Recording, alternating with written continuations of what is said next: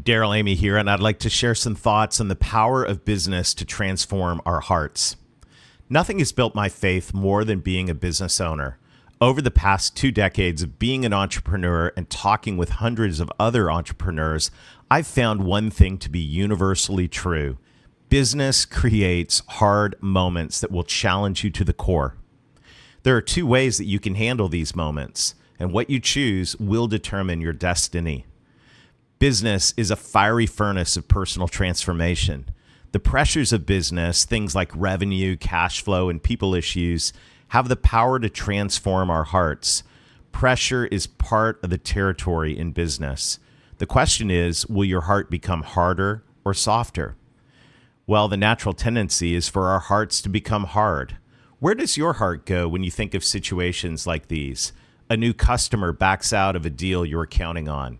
Cash flow slows down and the bank balance is below your needs for payroll this week. One of your best employees leaves for a competitor and brings 3 other people with him. A new government regulation kills your plans for a new service offering. Moments like these push all of our buttons.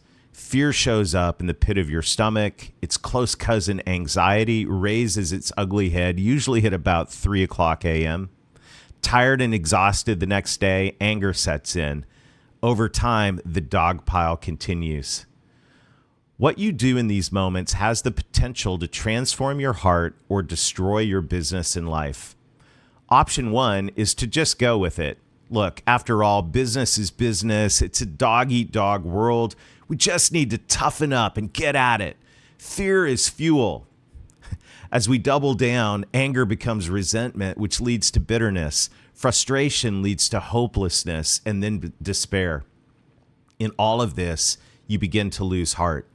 The voice of your enemy speaks, saying, God has abandoned you. He didn't come through, and he won't in the future. You're on your own now. Chronic anxiety and fear and anger create an angst that require attention. Many medications are available to help with this, from the numbing effects of too much alcohol and overeating to the distractions of pouring ourselves into work or hobbies. We find ourselves addicted and trapped. These ways of coping with stress hurt your closest relationships. Your marriage and family suffers. At work, anxiety and anger fuel a relentless drive. You become impatient and short-tempered. You transfer your emotions to your team, putting undue pressure on them to perform.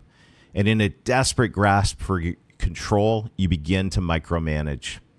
All of this builds a toxic culture which hurts productivity, destroys morale, and ultimately causes people to leave.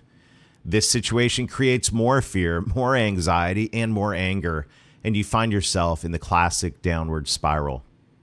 Of course, you are known as a successful entrepreneur. It's your identity. You can't fail. Emotions like fear and anxiety seem weak and would hurt your image, so you don't tell anyone. You live alone and scared, reasoning that fear, anxiety, and anger are part of the package. Even better, they will become the fuel that will drive you. This is the way of the world. In Proverbs 14:12, it says, "There is a way that seems right to a man, but in the end it leads only to death." It literally kills us. The toxic cocktail of fear, anxiety, and anger seeps into our homes, eroding our marriages and parenting. It sabotages our health, leading to all the diseases that come from chronic stress. These literally lead to death. Fortunately, there is a better way that leads to life. Option 2 is to see these high-pressure situations as full of potential for transformation. Fear, anxiety, and anger can be the dashboard lights that prompt us to run to God. I like to think that if Jesus were talking to a stressed-out entrepreneur in 2023, he might say, "Come to me, all you who are weary, anxious, and afraid your business is going to collapse and you will look like a total failure. Come to me, you who feel out of control and are angry. Come to me and let me give you rest."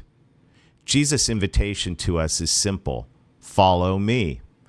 Where the way of the world is to double down on control, the way of the kingdom is to surrender.